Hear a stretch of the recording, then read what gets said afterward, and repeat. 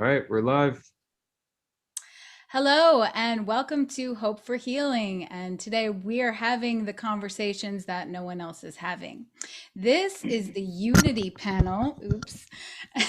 And we are uniting people across the spiritual spectrum to stand for unity, which is extremely important.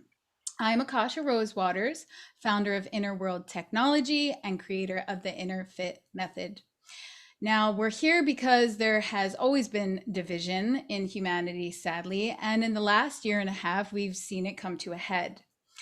And so we are here to bring healing to that division. And what better place to start than tapping into such concentrated spiritual energy that is existing in each one of these panelists here today and bringing that sacred spiritual energy right where it hurts, right to the wound.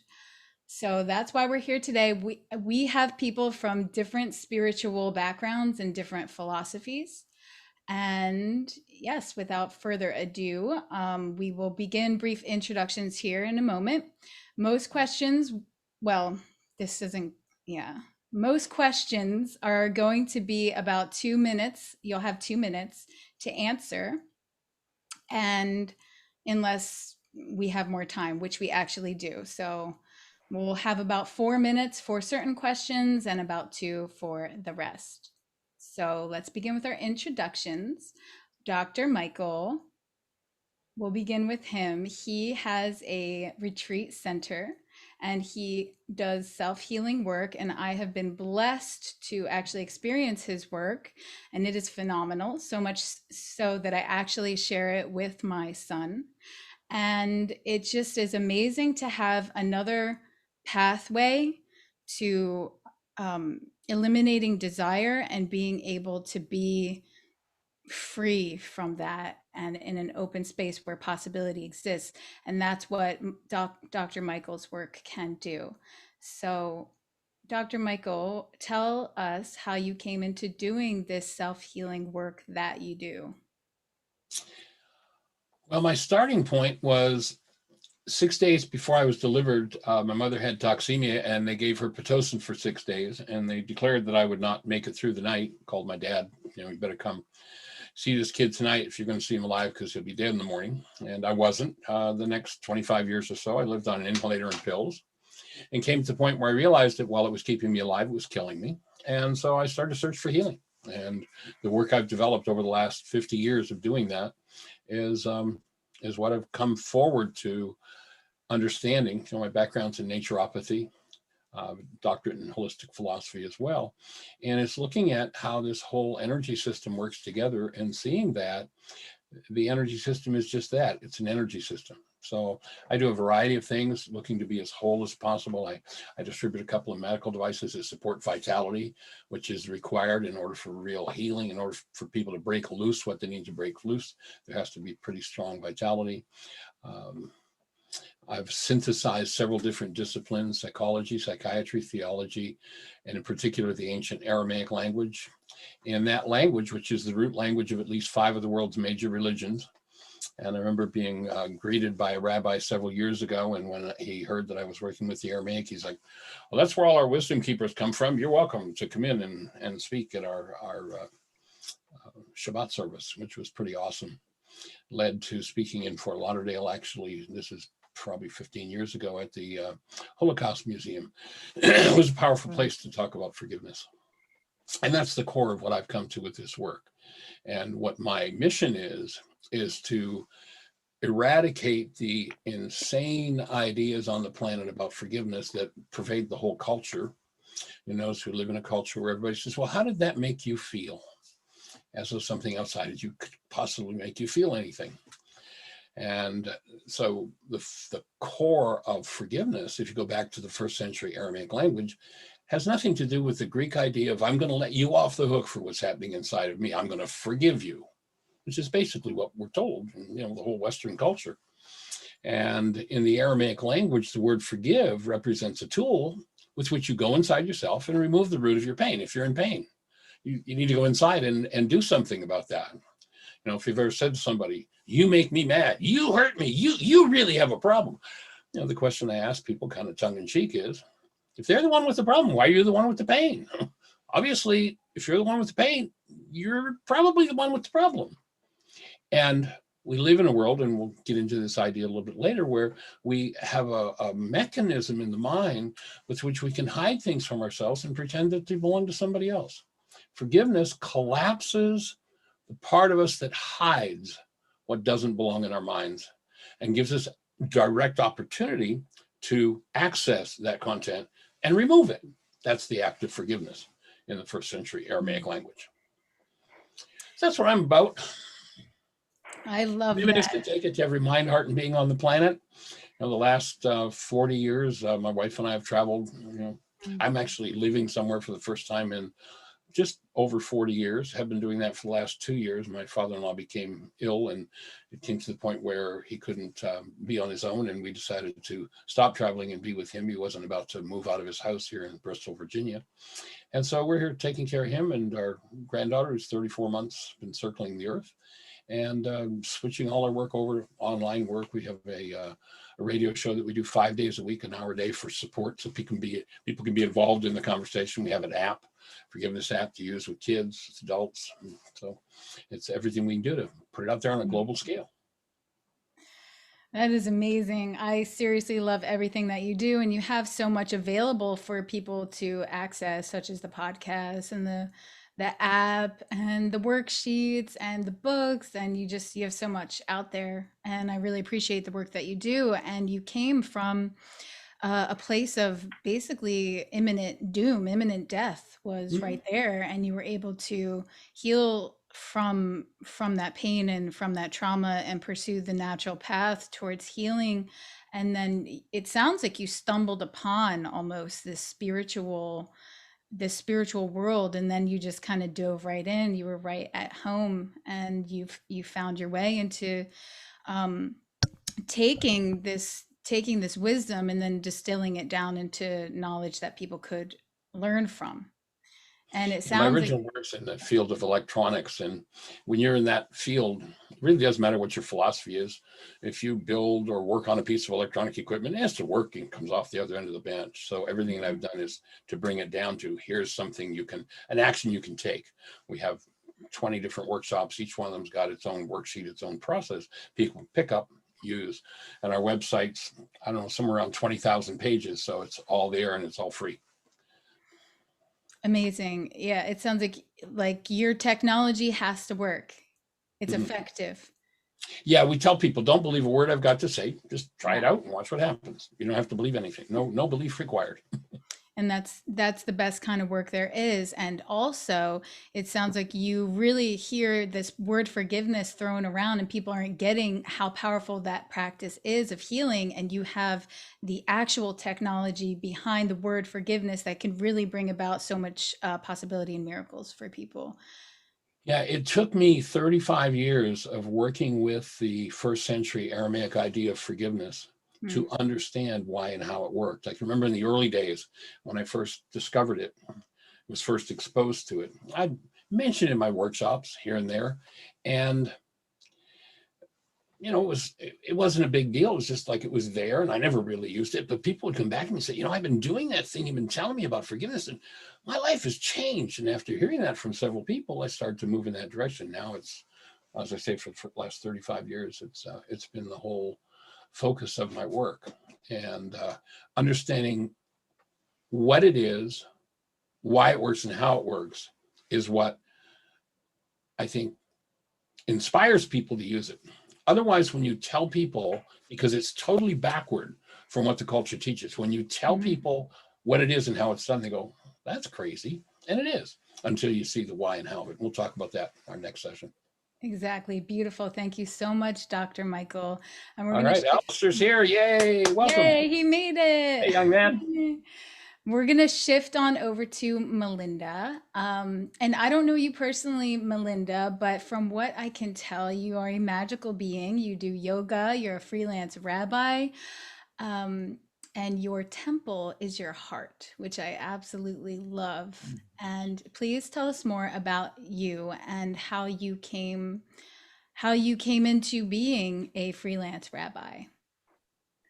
Thank you so much. Thank you for the introduction and the invitation to share. I'll tell you, first of all, I never felt a calling to become a rabbi. I felt a calling to have a radically unique connection to God, one that my synagogue growing up wasn't providing me. So as a child, there was, okay, I'm Jewish, but what does that mean? I didn't feel it the way I needed to feel it. So at a time in my life when I needed to shift, I saw the roof blow off of my house in Hurricane Andrew and struggled with my two children and former spouse to stay alive during that period of time. Thankfully, it was a very fast hurricane. But after it was over, I went outside and I said, I know this was done for me. And I ended up raising my children Orthodox. We moved into a Jewish Orthodox neighborhood where I discovered my initial initiation to a meaningful, radically unique connection to God. For me, was being in the back of the synagogue with my book open every week, not gossiping, not catching up with people over what was going on in their lives. I had my head in the book, and that was for me very unique.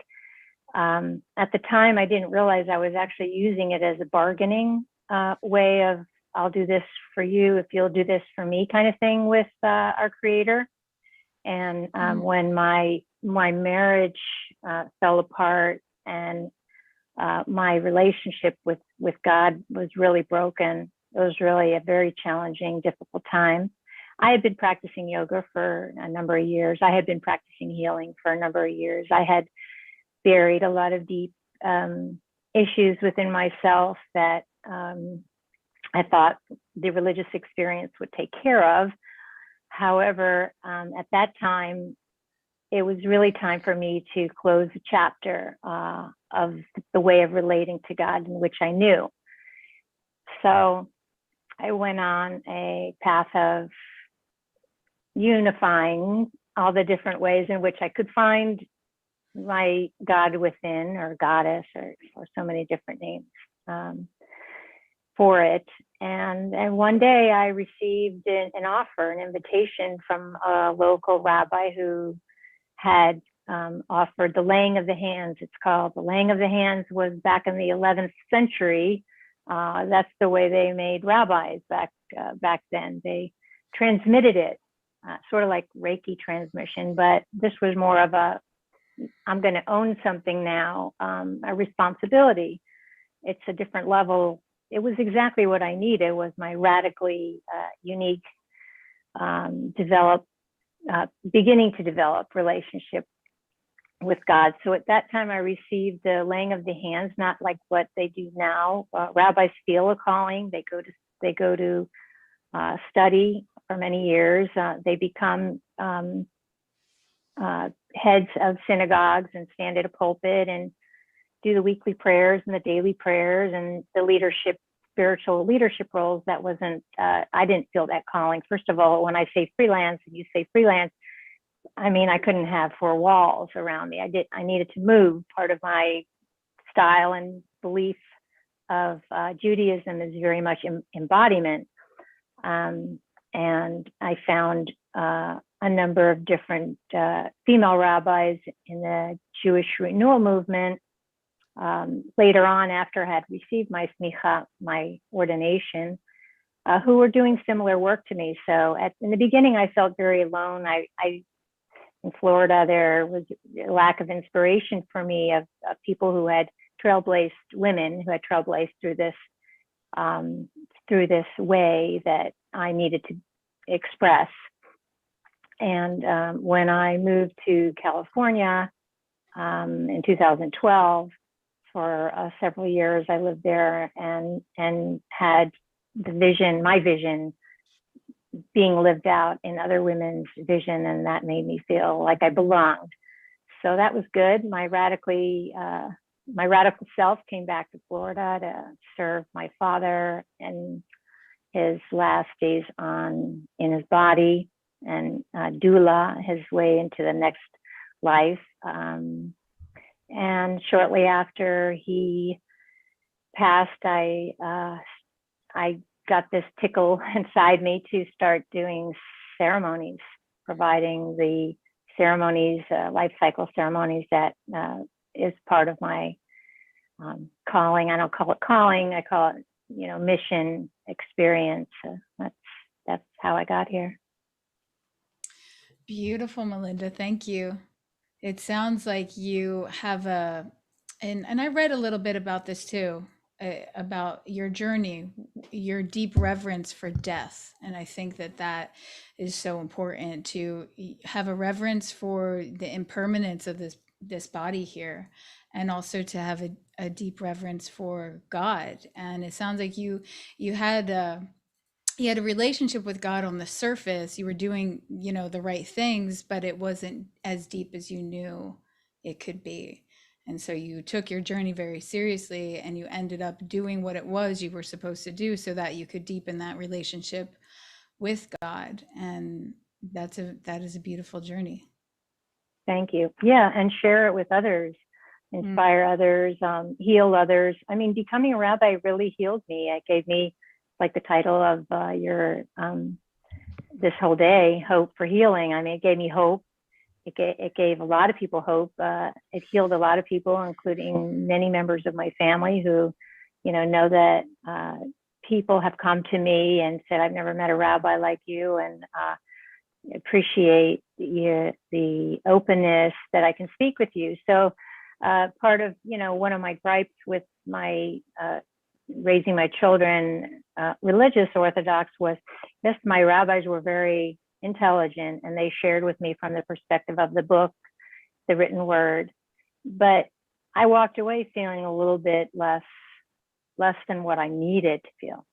So it sort of was desperation to go, sometimes it takes a good deep wound and a deep cut to get us to pay attention. And I'm grateful for all the struggle, and feeling very more relaxed now, especially after COVID. Like we had to do self-care in COVID. No matter who we were, we had to find a way. So very fortunate to be able to kind of sit back and take it in and come through. So with my body in rising up from the struggle that many people haven't been able to rise from. Sweet. That's amazing. It also, I wanted to say, when you were talking about how your roof flew off, like what a sign, like, and Michael, you'll appreciate this because you talk about this. It's like the 2x4 just like smacking you to wake you up. That's Michael's thing. I took that from him. Cosmic 2x4. Well, Okay. also, I knew, though, part of me knew, because I wanted my son, who was about to go into preschool, to be in a school with other Jewish kids. And the neighborhood my spouse had found us our first home was in East Perrine, and the public school wasn't what I wanted, but the private school was too far of a drive. And being a creature of comfort, I was stuck. And his birthday was 2 weeks after Hurricane Andrew. So here I am, uprooted. And then I didn't find this home in Emerald Hills, Florida, Hollywood, until later on, after a couple months after we left our home.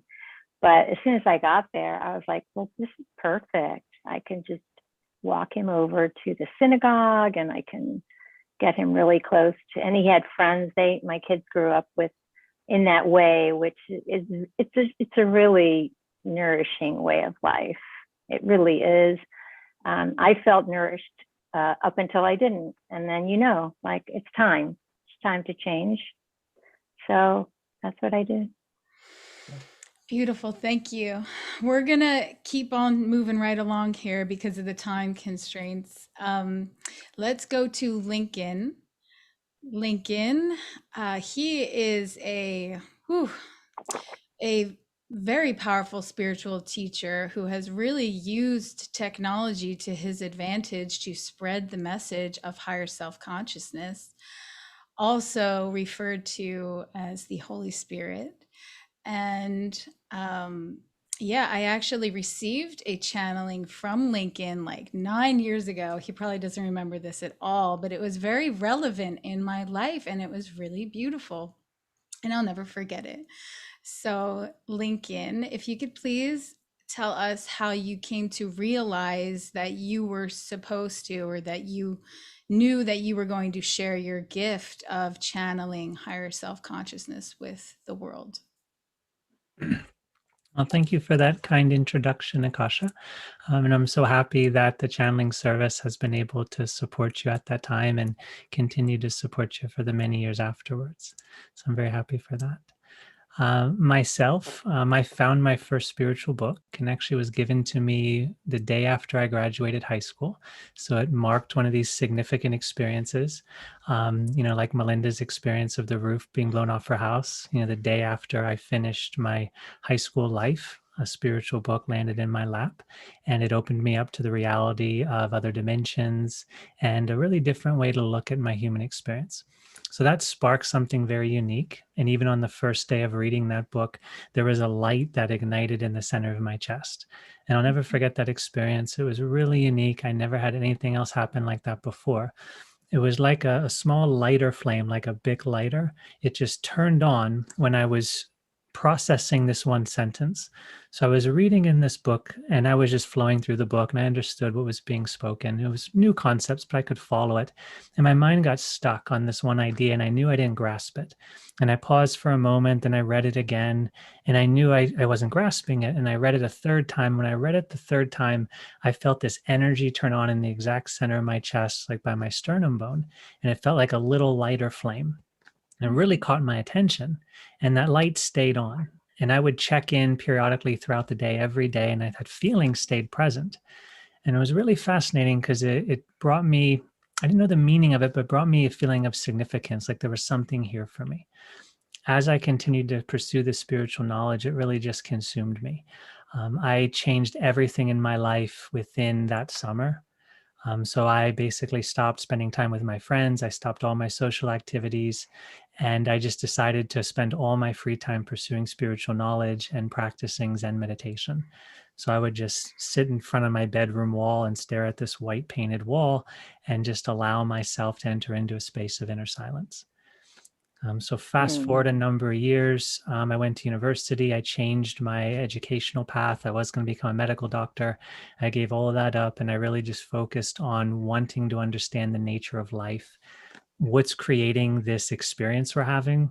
Like, I wanted to know why I exist, not what I'm supposed to do here in the world, but really, how does this existence even come into being?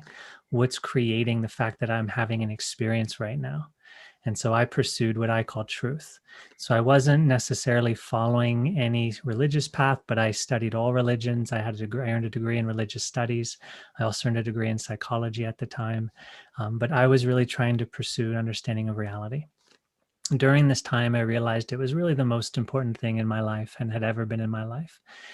And I wanted to share this with people, but I also knew I wanted to do it when I was ready. So I was around the age of 20 in college at the time, and I felt really strongly that this was my calling, to be a spiritual teacher or to facilitate the sharing of spiritual knowledge in some way.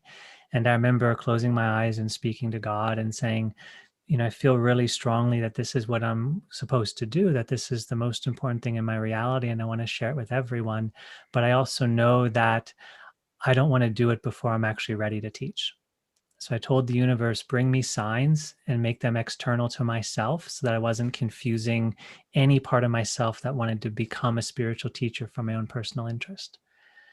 A number of years went by, I graduated university, and a series of events happened where I'd been channeling this universal consciousness that I call the higher self. It's like our oversoul, our Christ consciousness, our Holy Spirit. For me, as you work through all these different spiritual systems, you essentially arise at the same truth. And it's that we are God consciousness, and we're all working to ascend back into that full state of remembrance. So we're all returning to our unity consciousness. We are God that essentially put itself in a form-based experience of infinite expression. And essentially we kind of forgot who we were, but we did it on purpose. So we can go through that journey of celebrating our awakening back into unity consciousness. So I was channeling this higher self for a bunch of people where I lived in Sedona. And they would always tell me, Lincoln, what you do is really unique. You have this gift. But for myself, I didn't understand how important it was. And I remember telling my friends, like, but it's just normal. It doesn't mean anything to me. It doesn't have any significance. Because as I look back in my life, I had this intuitive connection my whole life. I had dreams at the age of like 6 or 8 years old where I went into other dimensions and interacted with beings. I had a Kundalini awakening when I was going through puberty. So I had all of these really unique experiences going on. So channeling for me I didn't understand the significance. And also I was very introverted. So I didn't really understand how it would affect other people. I ended up recording the first time I ever channeled live. Just myself and a friend did it. And I put that up on YouTube at the prompting of my friends. And I thought, okay, that's the first sign, God, people want me to do this. And when I put it up online, I said to the universe, okay, if I'm supposed to do this, I want you to tell me. I want you to give me more confirmation. About a period of 6 months went by, and within a 1 week period, I got 3 different messages from 3 different people. And all of them were encouraging me to keep posting more videos. They were telling me how much they benefited from it. And so that really got the ball rolling. And that showed me that this is something that I'm supposed to be doing. At this time, I wasn't all in, but then I thought about it. And it's something that was really important. And I felt that it was something beneficial for myself to do and also for the world. One thing that I feel makes what I do kind of unique is also related to how I got started. I realized that I didn't want to teach from my own human mind. So I'm a pretty educated person. My mind works pretty well. And I wanted to teach beyond human concepts. I wanted to teach beyond learned information. I studied a lot. I knew a lot. I practiced it a lot. But I wanted something greater than myself. I wanted to offer something that was not just a normal human teaching. I didn't know what channeling was. I really didn't know until after it started happening to me. And then that's when I started to realize that there actually is something greater that does want to come through me. And it fits with that understanding I had a number of years earlier. And so I saw all these things just align in my life and I knew it was right. So I went forward and did it. I offered free teachings for a number of years. It really wasn't until last year that I started requiring a minimum amount. And that's because I just got so popular and certain people were abusing that policy of, giving away teachings. And so I still post free teachings every week. I have over 2,000 YouTube videos. So you mentioned how I really use technology. The universe told me about YouTube. Like I saw an article when Google bought YouTube and I had no idea this was around in the internet. And so like a few weeks later, I posted my video on YouTube. So it all kind of aligned. As I look back, I see everything was planned throughout my whole life, including when I was younger, I did like some public speaking, extracurricular activities, like a debate club. And I realized how that actually conditioned me to feel comfortable talking in front of an audience. I had dream experiences. Everything I was interested in spirituality kind of molded me into becoming a place of letting go and trusting this higher self to come through me. So I think all of us, as human beings, as we look into our reality, we see that there is a greater intelligence that is a greater part of us. And it's been aligning the different events of our life to bring us the experience that our souls are desiring to have as we all move towards unity consciousness and God conscious realization. Beautiful. It sounds like you really had an organic journey, like you didn't even try. You just were like, all right, this is me, this is what I'm gonna do, and I'm just gonna do this next thing, and the next thing led to the next thing and the next thing, and it just kind of built upon itself. You didn't wake up one morning and say, I want to be a spiritual teacher. Like it just happened by you being yourself, which is amazing. Yeah, very much did. I felt the most resonance with the earliest teachings of Zen, which are called Chan Buddhism, and then also Taoism. I studied a lot of different traditions, but those really resonate with how I want to live my life. And so it's very much about living in a natural way and living in harmony with the natural unfoldment of the universe. It's about trusting the design of life and trying to harmonize with it rather than trying to conquer it. And I think that's one of the problems that we're having in the modern day world, since we're talking about unity, is we're trying to impose our will onto other things instead of trying to discover the unity that's already here while we have all of our unique differences. I think that's one of the big challenges humanity is facing is how can we embrace all of these differences while also seeing them all to be a unity state of God consciousness. I love that. And I want to talk more about that. But let's shift over because of time again to Alistar and get our introductions over with because we still have to get through our main questions. Alistar, so when I met you, you were a monk who was serving a very popular lama, if I remember correctly. And we had some great conversations. You had a lot of insight, and I just love your journey from that, and then taking everything that you knew as yourself, and then you actually became a householder and a father. And I love how you talked about the spiritual dharma or the purpose, the life purpose that is in that path, because I do think that sometimes that can be overlooked, the spirituality behind being a householder. So, Alistar, can you tell us about your journey of going from monk serving popular lama to farmer and father and husband? Sure. First, can you hear me okay? Yes. Correct. Okay. So as you probably all know, in the Buddhist tradition, the life of a monk or nun is a renunciate tradition. And in the old days, they were hardcore renunciates. They didn't own anything. They didn't have any home. No monk or nun lives quite like that today, and I didn't during my time. But the purpose is to create some space from the usual sense pleasures and objects of desire that have created some dysfunction in your life, the way that we relate to those objects and pursue our wants, our desires, and so forth. And combined with ethical discipline and a meditation practice, the idea is you get some insight into how to more functionally interact with the world. And it's not, being a monk or a nun is a means to an end. It's not an end in and of itself. And at a certain point, and that came strongly for me, is that there's growth to be had by re-engaging in relationship. And that's what it's all about at the end of the day. And, you can get quite attached. You can get kind of quite addicted to your nice, quiet, simple, uncomplicated, solitary life. But you're going to get really tested when you go back into the marketplace. And what greater test is there than relationship and family life? I mean,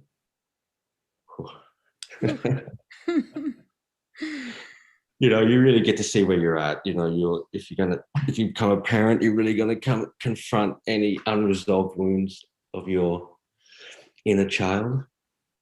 In relationship with a partner and so forth, you're going to continually hit up against where your limits are, where you don't want to give anymore, and all the rest. So family life is a very difficult path. But I'm learning every day. I'm getting humbled every day. But it is, if you can engage in it with some degree of skill, some degree of insight, then it really is an extraordinary arena for practice. Beautiful. Thank you, Alistar. And it's so important. It is really, it is really, it's the workout, relationships are the workout. It's the gym. That's what I hear you saying. It's like, how do you know you can be enlightened all day, but put yourself in a relationship, put yourself around others in these interpersonal relationships, and then see how enlightened you are. And maybe you can hold that steady, peaceful place inside, but then also how to embrace the color, how to embrace the responsibility, how to embrace the pain, the limits, all of that beauty that comes with being a human. And that can go missed if we are on that renunciate path. And obviously that's a beautiful path. It's an amazing path, the renunciate path. And it's a beautiful path to be a householder as well in a spiritual way from a place of responsibility. So I really commend you for that and for that bit of wisdom. It's very valuable. So we are going to move on to our next segment here. Our main questions, the reason why we're here, and we do have a little bit more time because our panel is extended. So this is good. We're not as rushed anymore. This is why we're here for these questions. And I'm going to swing back around to you, Michael. Well, Okay. actually, you know what? Not yet. Not yet. No. You're going to be third because there is a method to these questions. We're all going to create together with our answers, with the questions and the answers, and it's going to be this beautiful tapestry of unity. So I'm going to begin with Melinda.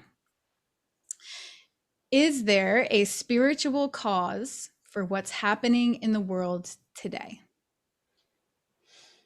How much time do you have? So actually that's a really good question.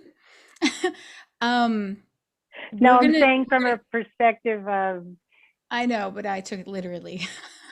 So Go ahead. let's keep it 4 minutes and just see how good we can do with that. So each one of you will have 4 minutes to answer your special question. Okay. So from the Jewish perspective, I would say there's twofold. There's the mystical perspective where we have several layers of our soul evolving. There's the connection to the several levels of the world, mystically speaking. But for all of us to understand the unifying message of what's going on in the world, I would say the first thing that comes to mind is kavod, which means respect. So Judaism teaches us to treat ourselves and others with respect. So in some ways, that's really where we have to start out. Can I be respectful in interacting with someone who has a different opinion? That happens all the time, and in every place that we're engaging. The second, I would say, core value as far as Judaism goes would be shalom bayit, which means peace in the home. How do we create peace in our home with the differences we have that could be right here in our home or in our workplaces?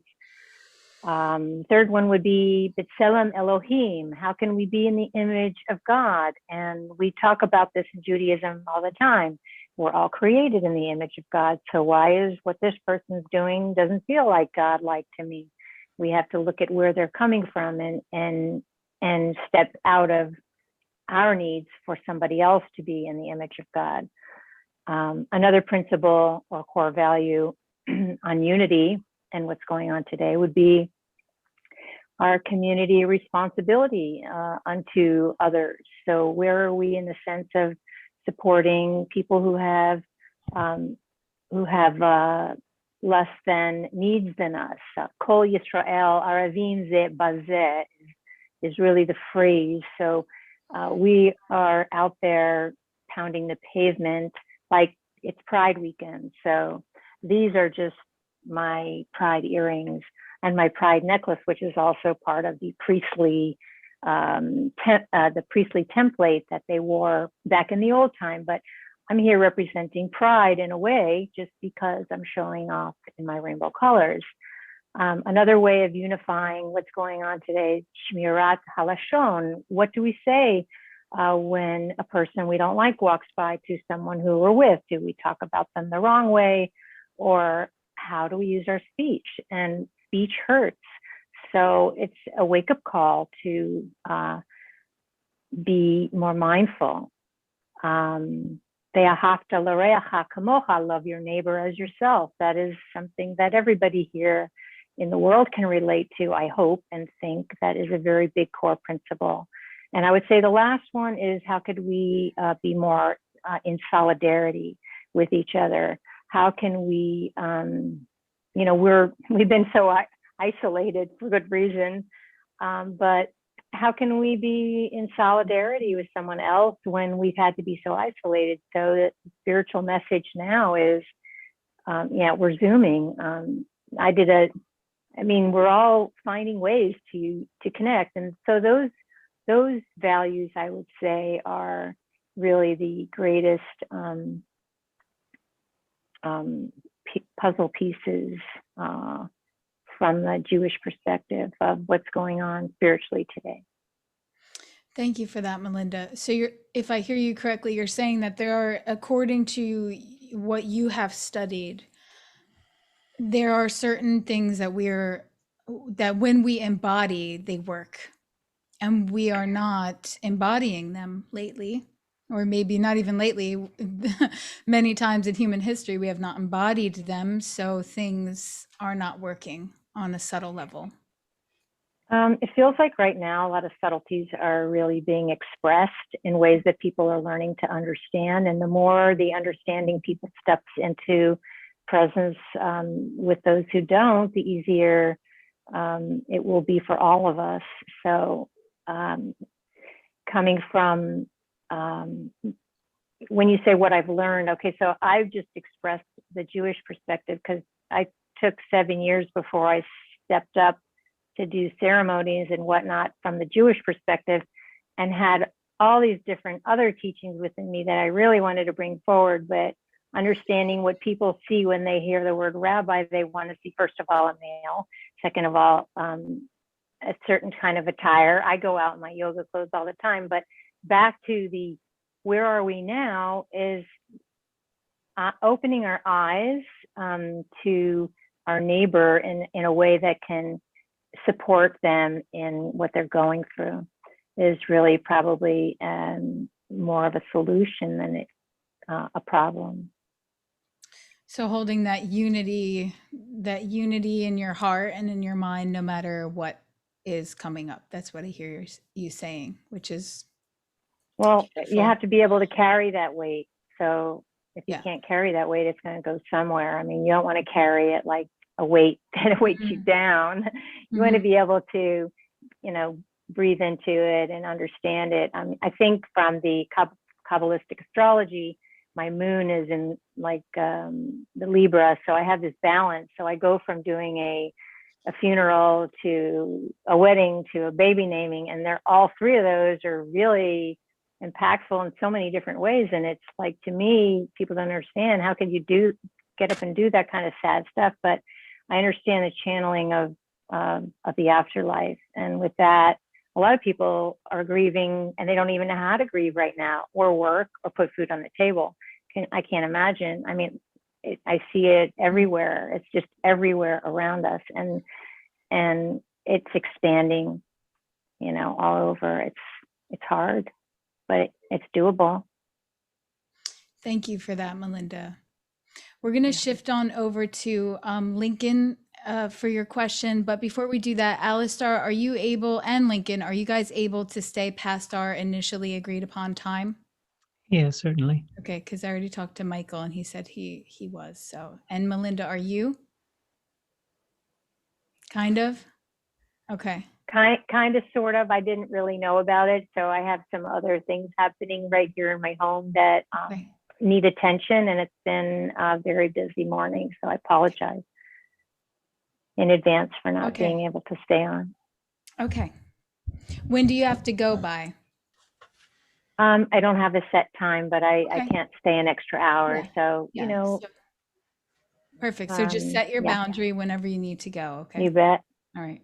Of course. Amazing. So Lincoln, what is your solution to what ails us on a world scale? Well, I think the most important thing to realize is that every human being is essentially searching for the same thing. We're all trying to find happiness, and we're all searching for happiness based upon our past experiences. So we've learned different ways to feel safe and feel connected, and also to receive from the world what we want, whether it's physical things or emotional things, or even, mental things like ideas and understanding. So we're all searching for the same thing. And if we can keep that in the back of our mind, I think we can really get past this division that we have, in which we think we're fighting against each other, and there's like limitations limitation in the world and we're different than each other. We're so heavily conditioned to focus on the differences. And I think that's getting amplified in the world right now, so we can actually break through that. So right now we're bringing a lot of awareness into all the different lifestyle choices and the different racial experiences, and we're really blowing it up. And I think it's a bit chaotic right now, but I see it's all going to help us get to a place of better unity, because we're going to understand each other and we're going to become more accepting of each other. So right now, I see a lot of difference being put on stage for all of us to really ask ourselves, what do I believe and where do I stand with all these differences? And sometimes that can be a little confusing because it triggers our own wounding. Sometimes we see conditioning come up inside of us that we didn't even know was there. Sometimes we're picking up collective consciousness ideas and they're not even our own. So if we default back into this idea that we're all essentially looking for the same thing, we all just want to be happy. Right? How can we put that at the forefront of our mind? Because then we can start cooperating with each other. So in these experiences where we're trying to navigate our life, if we ask ourselves, right, what happiness am I trying to experience right now? We can then reframe ourselves and take ourselves out of the state of unconscious reaction and start to motivate ourselves towards more of a conscious way of expressing and responding. So if I want my greatest happiness, maybe it's being peaceful. Maybe my happiness isn't really getting upset with what other people are doing, because that's not really what I want to feel. I just want to be happy. And right now, happiness is peace. And maybe I look at you and I listen to you as you talk and I think, okay, how can I support that person's happiness? You know, they're telling me what they want. How can I be in alignment with that if that's possible?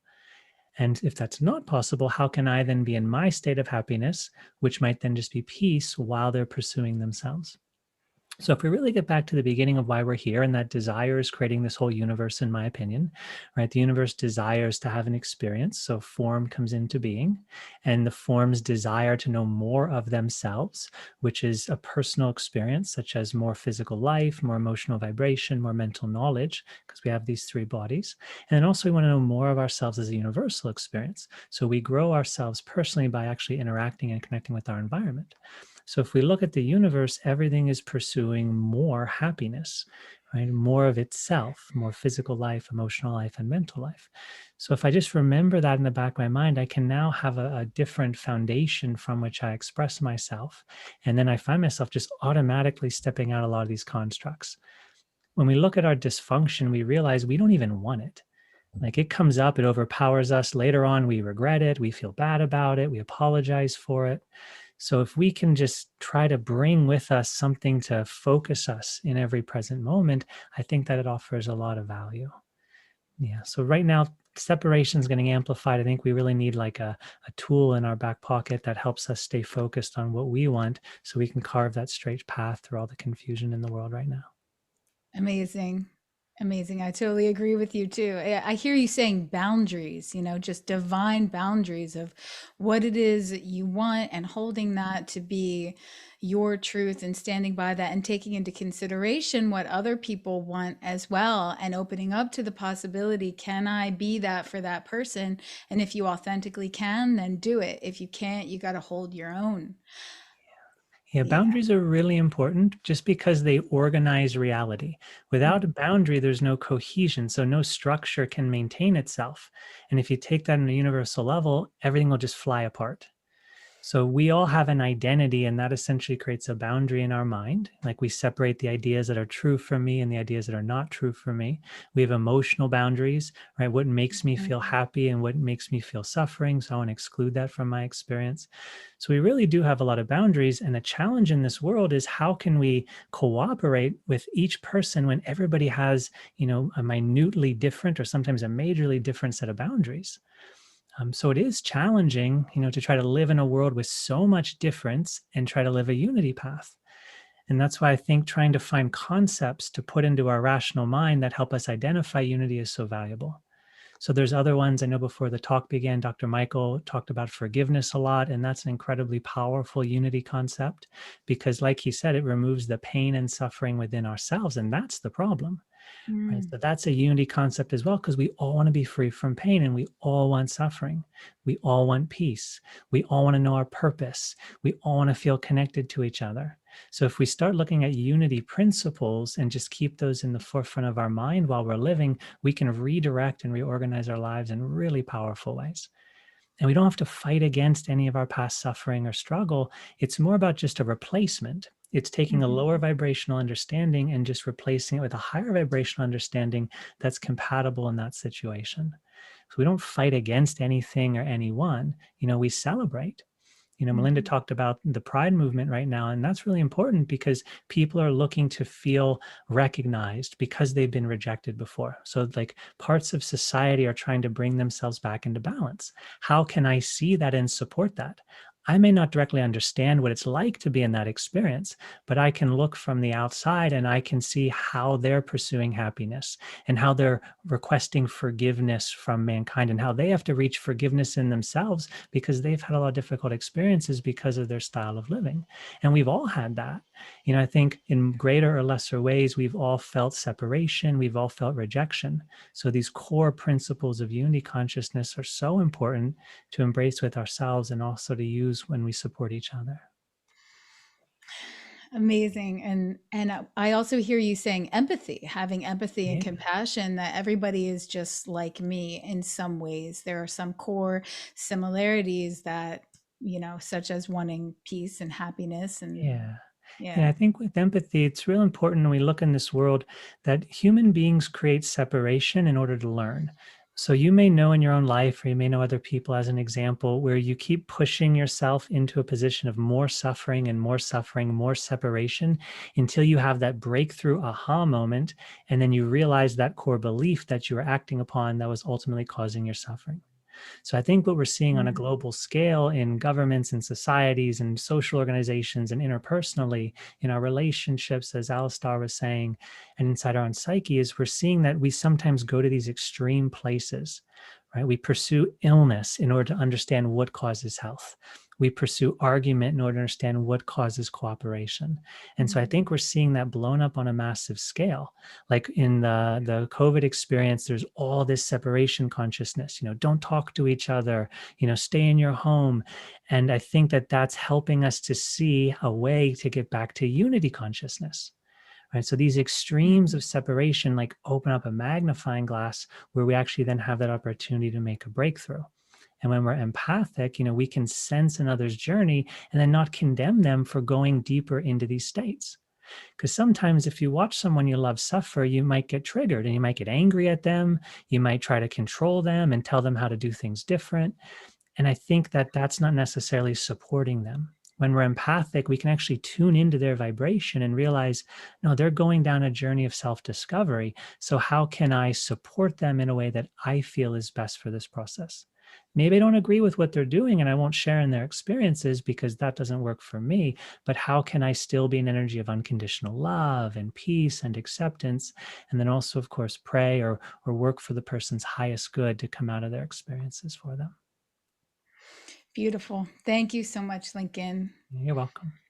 So we're gonna shift on over to Michael, and this is your question, Michael. What Okay. is the remedy for hatred and division? Okay. Well, first of all, I want to acknowledge you for the job you're doing on doing the panel. You're doing a great job. I can see you interviewing presidents. Thank you. Lincoln, it's in my mind of where does that accent come from? It doesn't sound like out there in the Western United States. A lot of people ask me that.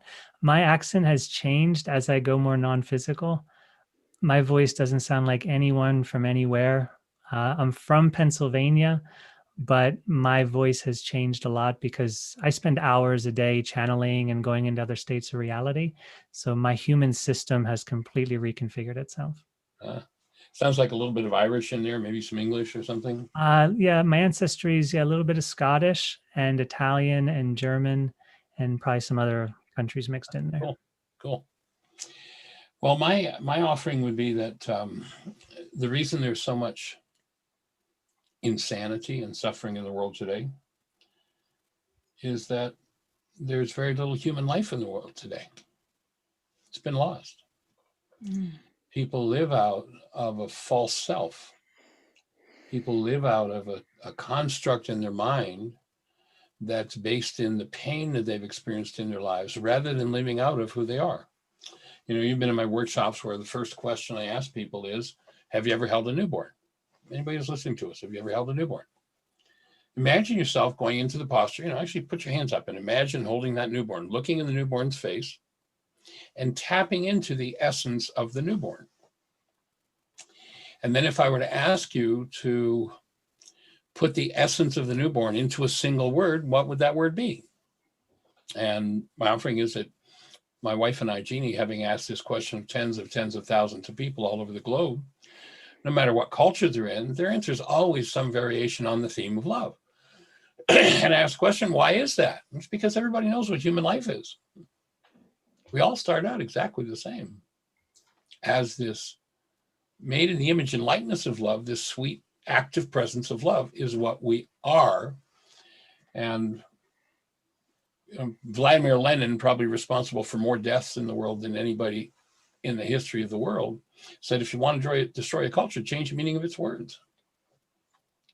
So if we are love, can we do love? If you go back and hold that newborn, is the newborn loving you or is the newborn love? Fact is, the newborn is love. And we live in a culture, we live in a world that knocks it out of you, oftentimes in the name of religion, and then sends you off to find somebody to love or somebody to love you. And now you're on a totally false journey. And life will never result in satisfaction if you're on that journey. When we change that dynamic and we start realizing who we are, then there's a work to be done. There's a generational pattern of what I call the non-being self, the self based in hostility and fear.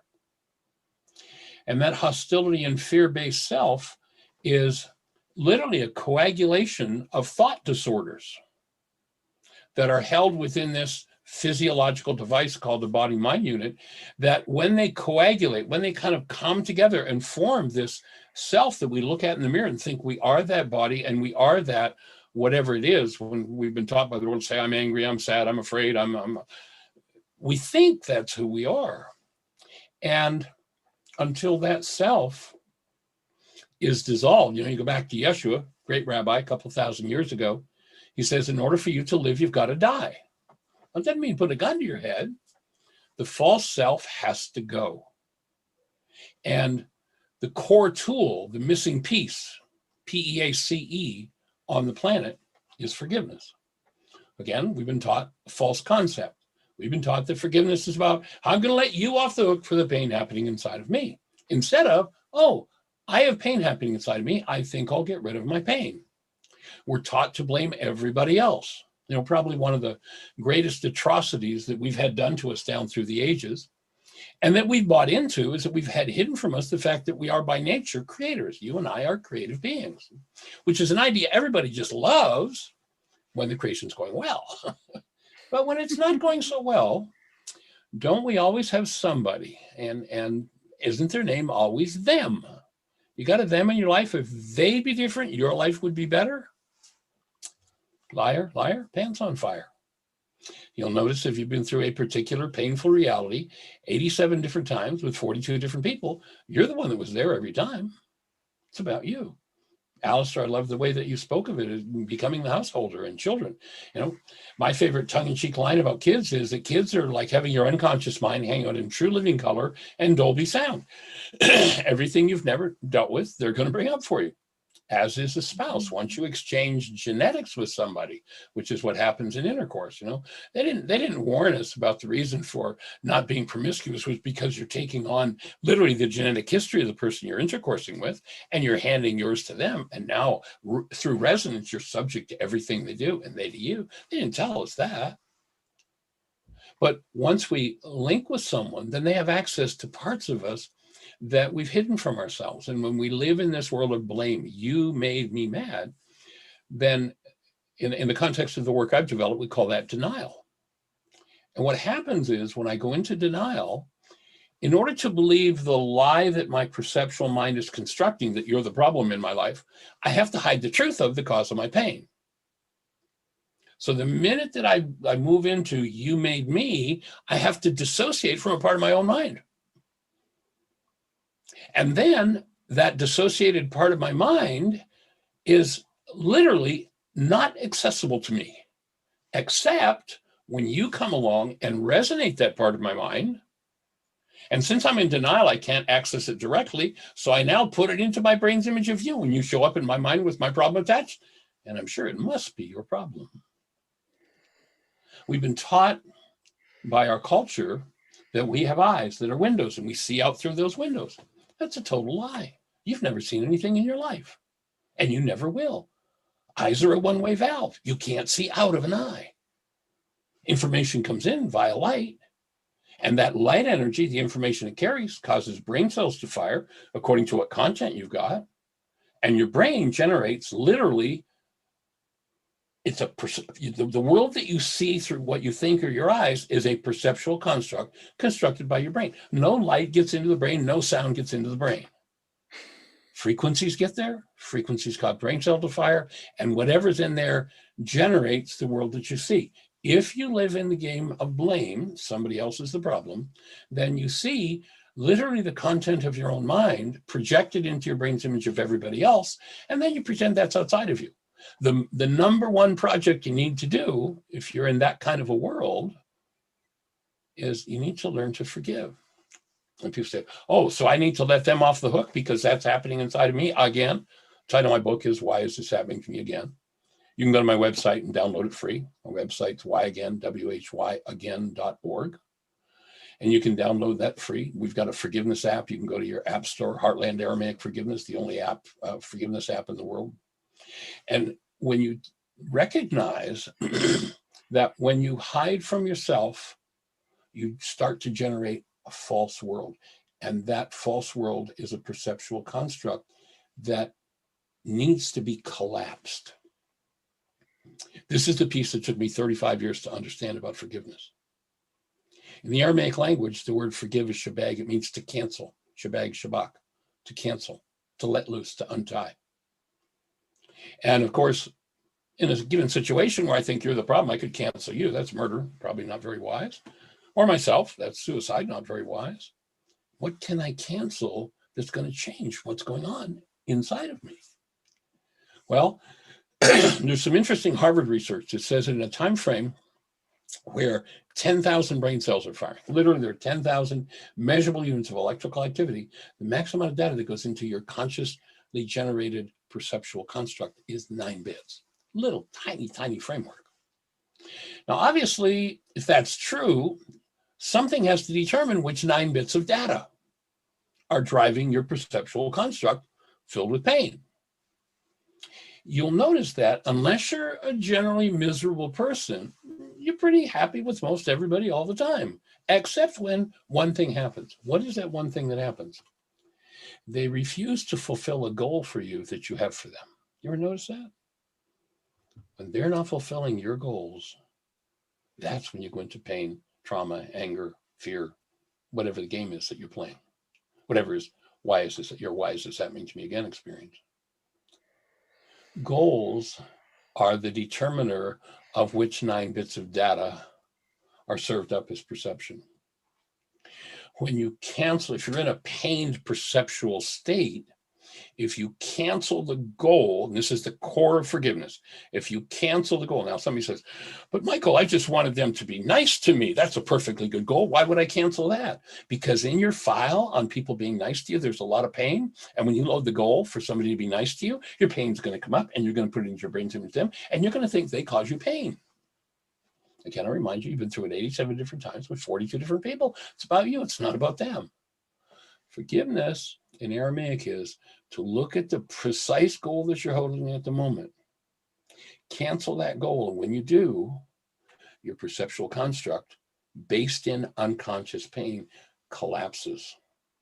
When it collapses, you get to follow it down and you drop into the root of your pain. When you bring your pain forward, we have a worksheet in the step before you bring that pain forward, you purposely, consciously set and activate love in your mind. And when that pain content comes forward in the presence of active love, it dissolves. And that's forgiveness. Nothing to do with letting other people off the hook. So my take is that's the missing piece. If we never acquire that piece of the puzzle, we just go from one insanity to another, to another, to another. And literally, it kills us. My offering is we're not designed to die. My background's from physics, electronics. And what I know from that study is that energy is the only thing that exists, and energy is eternal. If you substitute, what the theologians talk about as God, the physicists talk about as energy, same concept, this omnipresent force that, and when we realize that, then you start bringing yourself closer and closer and closer to living as the presence of love as you remove the generational patterns of hostility and fear. Right. Does that go far enough? I mean, I could spend another 12 hours on the topic if you want. I know you can. And I would gladly listen. Sadly, we don't have that amount of time, but I hear you saying that forgiveness is the missing piece, and that's the remedy for hatred and division. So the kind of forgiveness that you're talking about, which I can't help but hear when you say goal, I hear desire as described in Eastern tradition. So desire, the root of all suffering.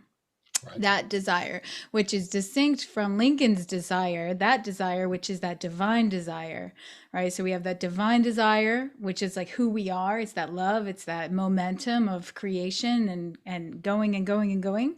And then we have that, the kind of desire you're talking about, or the goal, which kind of is in the mind, and it's in the mind, and it invites us down this path of, it's like a window and a path, and we latch onto it and we go down that path, and as we're going down that path we can't see anything else but that path, and it causes us pain and suffering because that's where it lives, on that path.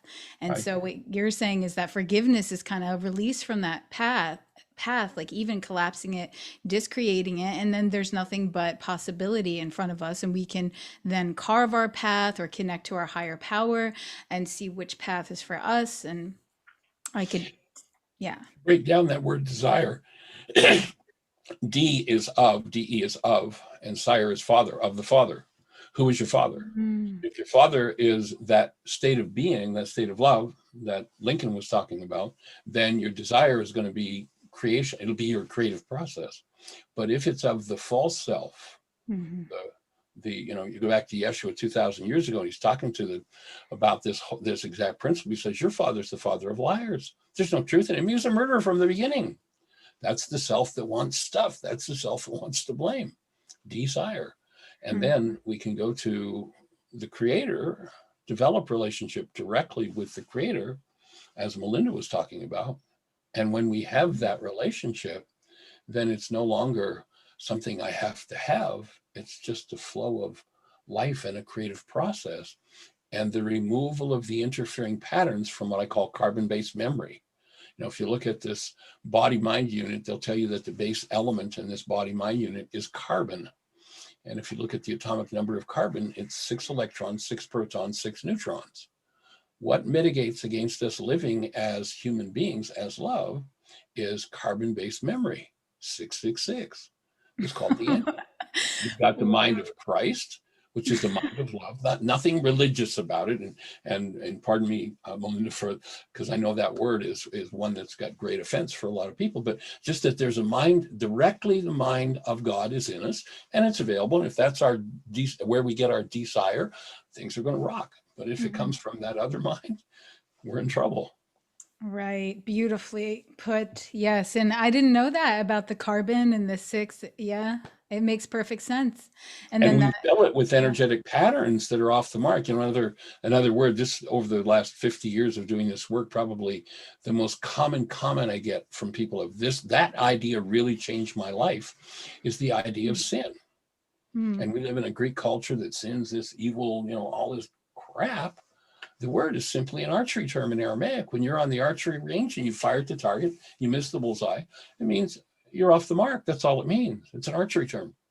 So when you think of sin as an energy that we engage in that doesn't belong in a device that's designed to incarnate love, and they said the wages of sin is death, that's not theology, that's physiology. You put enough energy that's off the mark into a cell, the cell's going to dysfunction. You get enough cells dysfunction, the organs are going to start dysfunction, and you're going to die.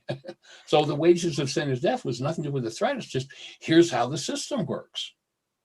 And so when I realized that I'm off the mark somehow, and hostility and fear are just ways to inform me that I'm off the mark, and this belief that somebody else did it to me, and if I could only figure it out. We do a workshop called Codependence to Interdependence, and in that workshop I point out this what I call the pseudo solutions of the non-being mind, and the number one pseudo solution. And in any room that I'm in, I say, okay, we got 500 people here. If we took you from the age of 4 to the day you are today, give me your average age, add everybody up and divide, we'd have the number of years that people have been trying to figure it out. You can't figure it out. You can forgive it. But the non-being mind says, if I could just figure this out, and people spend decades and decades and decades trying to figure it out, and they believe that somebody else did it to them. Nobody can make you mad unless there's mad in there. Nobody can make you sad unless there's sad in there. Nobody can make you hate unless there's hate in there. Nobody can make you angry unless there's angry in there. And anger isn't an emotion. Anger's a drug. It's an anesthetic to cover up pain. Forgiveness of the anger now lays open the pain. People say, well, I want to get rid of that because I'll have to feel this. No different than getting rid of alcohol or any other drug. When I start to let loose of that, when I become a non-unit, just like in AA, you can't have another drink. If you're an anger addict, if you're an hostility addict, you gotta let go of the drug. Then you're going to start facing your pain. And then if you apply forgiveness, you'll start dissolving your pain, free your pain. And then this 666 device becomes a place to incarnate what it was designed for in the first place: conscious, active, present love.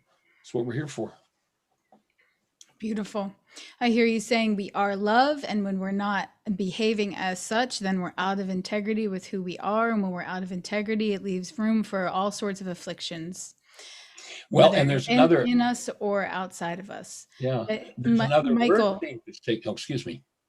It's just that we need to shift to Alistar. If we have time, we can circle back around, but I want to get his, okay. Thank you so much.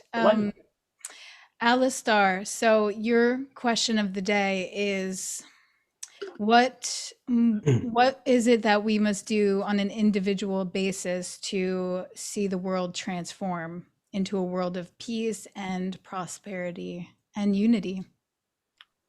Sure, that's easy. No, thanks, Akasha.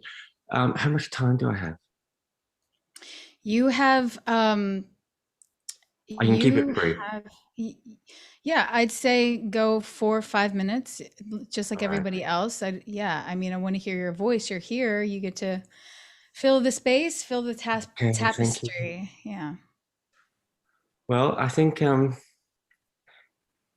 learned a very interesting scientific fact that, well, scientists believe that around 70,000 years ago, during an ice age, the human species was almost wiped out, almost became extinct, and they think around 2,000 humans survived. And so all of, what are we now, about 8 billion right now, say? We all descended from those 2,000, whom we should deeply thank for surviving a very difficult time and keeping the species alive. But what it does mean is that literally, not just poetically, literally, we are all related. We all share common ancestors. We are literally one large family. And so we're all literally cousins. I think it's nicer to say brothers and sisters. But we're all, and here we are, we're all on this extraordinary piece of real estate, the best piece of real estate in the known universe, on this planet circling the sun. It just happens to be the perfect distance so that we're not too hot, not too cold. And all the rest, all the other, almost miraculous physical causes and conditions that come together to sustain life here. and we're all sharing this planet. And the basic existential truth of our reality is that we share this planet together. We are all living here together. And it's not a metaphysical belief. It's just a basic fact of the human condition. And so we need to figure out a way to get on with each other. And the actions that, we're seeing this, for example, very, very, very clearly with the, with global warming. The actions that we are taking is affecting everybody. Now, it's not going to be in necessarily felt equally. There's going to be people who can sustain, could be more resilient and be able to handle. But at the end of the day, we're all going to be affected.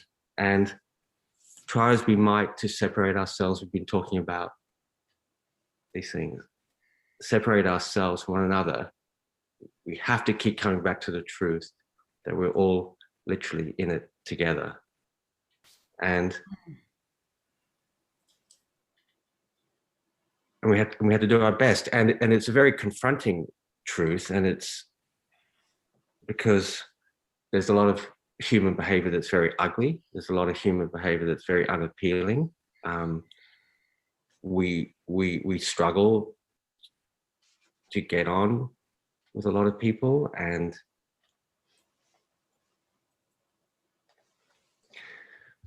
but nihilism is not an option. And when I was younger, I used to listen to a Doors live album. And you excuse my language, but I'm going to quote Jim Morrison because this is what he said. And it was, "I'm going to have my kicks before the whole shit house goes up in flames." And everybody applauds, they're all cheering him. It's Jim Morrison. But, that's not an option. That's not going to bring any hope and peace. And that's not going to provide any opportunity for healing and happiness and peace in the world. We have to do the hard work. At some stage, we have to confront our nightmare that we need to figure out a way to peacefully coexist with others on this extraordinary piece of real estate. And I think it's important, just finally, I think it's just very important to say, we can't be naive about the challenges that are involved in that. And we can't be naive about our expectations. And one of the many things that parenthood is teaching me is that, with one's child, we do our best, and we have this unprecedented amount of love for this child. We want to protect them. We want to keep them safe. We want to keep them from suffering.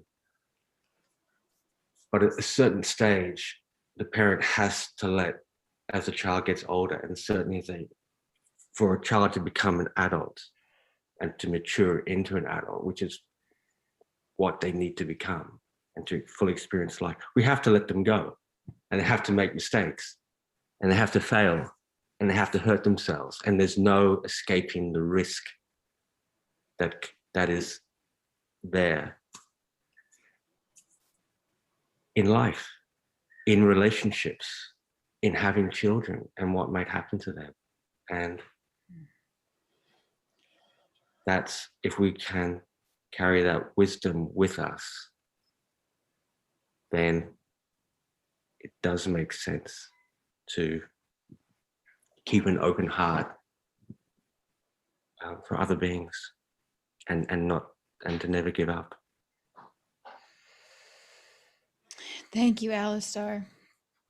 I hear you saying to look at the problems that we're facing, or whatever challenges we're facing, or pain that we're facing. Look at it head on. Don't try to hide. Don't try to run. I also hear you saying that we are brothers and sisters. We're all related. And to carry that knowledge and that knowing in everyday life can give us a little bit of support when it comes to our differences, and when it comes to creating a world of peace and prosperity. So thank you very much. And at this point in time, I would like to let anyone who needs to go because I don't want to hold you here because we are over time. And if not, then I'd like to jump in. Okay, Melinda, do you need to go right now? Because I was just going to say we can jump into another question and whoever needs to go can answer it first. Or, and then everyone else can go, or what's there for you, Melinda? So, well, I do need to go, but I did want to offer just a little, for me, appreciation and inspiration and maybe prayer-based connection. So what I feel like saying or what is supposed to be said is coming from the source of my ancestors and the spiritual realms that sustain us all. We look for support. We look for interaction. We appreciate the connection and the conversation that is that's happening actually within each of us who are brought here today, all of us together, whoever is witnessing and maybe not even scratching their head, but just holding their heart and taking it in to feel more, like you say, hope for healing. That's why you invited us here.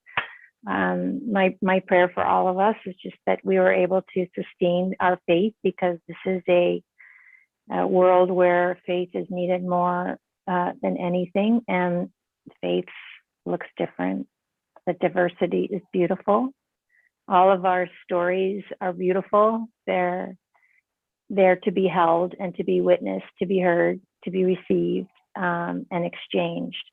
So I appreciate the exchange, as does my ancestors, for bringing them into this holy conversation. And I hope for all of you that you're nourished and continue to nourish your way forward in all that you do.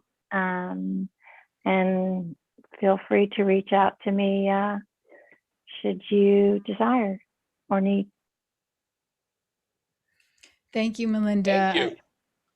I really appreciate your space and you being here today. And you're so gentle and you bring such a feminine power to our conversation, and you are greatly appreciated.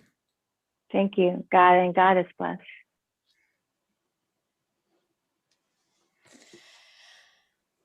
So, are we good to?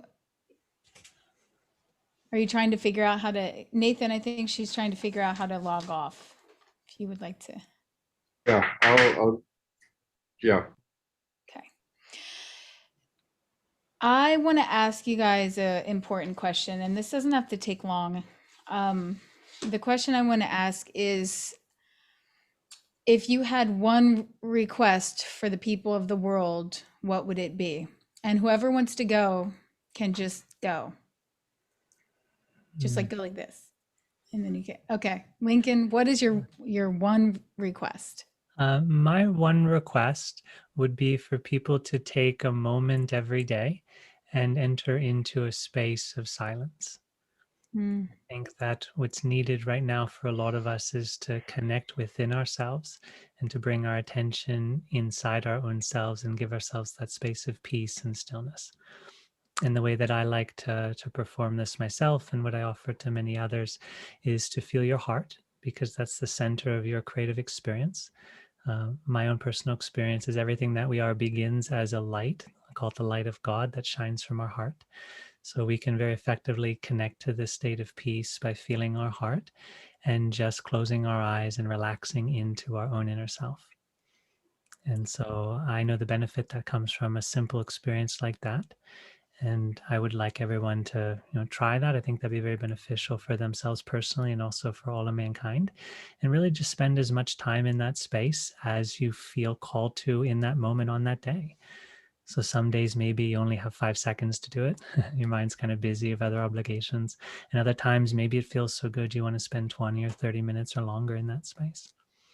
So I think right now, with all the activity and all the movement and how much we think and how much we're expressing outward, that we really lost that peaceful center within ourselves. So just reminding ourselves every day that we have that, and making the intention to connect to our heart, to connect to the center of ourselves, would be very valuable. Thank you, Lincoln. So connection, meditation, quiet. Yeah, definitely. Yeah. Beautiful. And Dr. Michael, what's your one request, or Alistar, whoever, sorry. Whoever wants to go. Well, my suggestion would be learn forgiveness. It's the key tool. As creative beings, life flows through carbon-based memory into the world. And if we're not incarnated as love, then we're going to play out whatever the generational patterns are. You look at that story about the Jews wandering in the desert for 40 years, and you say to yourself, wait a minute, these people, obviously they're very bright and they know about astronomy and they know where the sun sets and the sun rises. They're in a 35 square mile area. They got lost there for 40 years? Doesn't make any sense. When you realize that word desert is a code word for the unconscious, most people are about 40 before they start to wake up. Lincoln, you lucky guy, that was right out of high school, man, geez, I wish I'd had that one. But, most people are about 40 before they start to go, maybe there's something else going on here. And then you look at the resolution of that challenge in the desert was what? They said the old generation had to die off. That didn't mean everybody in old physical bodies had to physically die. The root of the word, Janari, generation, is to, in terms of what the practical application is, generation, Janari, means past causes. What causes are held in carbon-based memory that keep producing the why is this happening to me again experience? And learn to remove it, learn to forgive it. That's exactly what forgiveness is. And if you need support, this has been a pretty short conversation. If you need support 5 days a week from 1 till 2 o'clock Eastern time, you can call into our radio show, or you can watch it on the internet. But most people just call in. The call-in number is 563-999-3581. Call that number, push 1. You'll be having a conversation with me, and we'll explain all we can explain. There are hundreds of pages. We've got about a 20,000 page website that walk you through the whole process. Go to your app store and type in the words Heartland, one word, Heartland, Aramaic, Aramaic, forgiveness. You'll be looking at the World's Only Forgiveness app. You can do it right there on your phone. So learn forgiveness and apply it, use it. And the changes you'll see, monumental. And we're here to hold the space and support for monumental changes on the globe. It's definitely time. It definitely is time, Dr. Michael. Thank you. And Alistar, what's your one request for the people of the world? Well, first, may I second what Lincoln and Michael have said. Forgiveness, stillness, and then forgiveness. Forgiveness is certainly the F word, and it's a mighty challenge, and it's something in my life I've realized that's where I need to, that's the next frontier I need to explore personally for my own peace and well-being.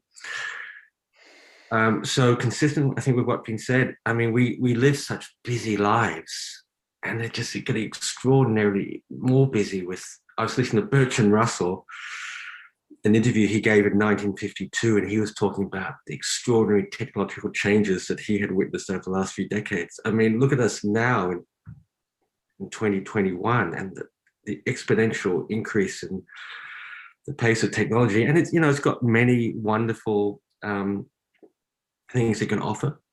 It's great in many ways, but it's also double-edged. And one of the reasons the life of a monk or nun or renunciate was considered so helpful for cultivating a spiritual life is just the sheer matter of time. When you've got a family, especially in those days, you had big families because your children were your insurance policy, and with high rates of infant mortality and so forth, you had to, breed, families bred a lot of children. So the big issue is time and busyness. So we have to find a way to slow down, and I do think that the media, including social media, we do need to be very disciplined with the way that we relate to that, and we need to be very careful about what diet we're taking on in terms of what we're listening to, and the news. News is 24/7 these days, so probably switch off a little bit. That would be my recommendation. Ironically, we're doing this over Zoom, but it would be to switch off at least a little bit each day, and take care of your mind, take care of your body, and access the answers that are within. At the end of the day, the answers are within. Yeah. Thank you, Alistar. So Thank you. stillness, forgiveness, and switching off social media, switching off media, being careful what we consume with our minds, huge. And also slowing down. So what I hear there is not really trying to take everything on. No, be realistic about your capacity, be realistic in your expectations, and protect your hearts, and keep that open, and keep a loving, positive state of mind towards your fellow brothers and sisters as much as possible at all times. Yeah. And thank you. And when we have that, like, it's easy to have that discernment when we find that stillness and connect to that all, the source within us, that higher power, that higher self consciousness, the Yeshua, Christ consciousness, all of it. When we are connected to that divine desire, then we can easily discern what it is we need to be doing, and not overwhelm ourselves with all this, all these other invitations in the mind. So this has been a really great conversation. We're pretty much getting to the end of our panel. If you guys want, we can move into a breakout room for the next half hour, or however long you have. Yeah, what do you guys think about that? Do you want to, in case there's someone watching, the breakout rooms are available so that someone can talk to you if they are inspired by what you were sharing here? So Yeah, so we each go into It's our own officially over. breakout room. Is that how it works? So we go into our own breakout room, and then if someone is there, then they'll be there. If not, it'll just be us. I'm open to Isn't that. the conference officially over? Yeah, so we're gonna Yeah, wrap up stay here. here in a moment, and I'm suggesting the breakout room. You can come there or not, but I want to get your feel on all that. Well, since this is the end of the whole summit conference, let me just share some final thoughts. And then, it was really beautiful what each of you brought, and also Melinda, who's no longer here. I think this conversation is really ripe in the hearts of people. Like, I think people, generally speaking, we're peace-faring people, but we're caught up in all sorts of other nonsense that we're trying to understand, and all of you have shined a light on it in a unique way. And I want to just thank you for that, because I get each of your stand is to really live, to embody that message, and it's so authentic for each one of you. So thank you for that. That's really important and amazing. Eli, do you want to say anything to close this out? And then so I'm going to just say, stay here. We're going to close out the broadcast, but Eli wants to say something too. I do. Put these on. Get closer. Hi, everybody. I just, hold on. Sorry. Wow. So I've been watching the different panels all day long, and it's just so inspiring. So there was so much that you all shared in this. Dr. Michael, your conversations around forgiveness, I've got to dive deeper into that. It's so inspiring.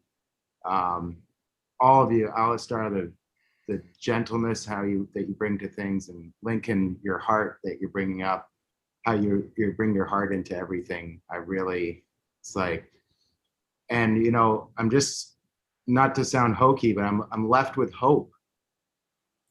I really am. Like I'm inspired by your stands for what like really matters to all of you. And I'm moved by your willingness to put it out in the world and to make it important to you.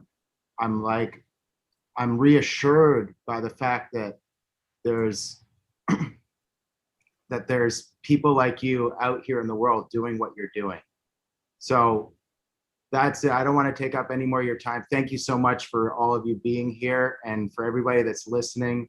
Thank you for joining us. And I invite you to be on the lookout for the future of what we're going to be up to. See you all soon. Thank you.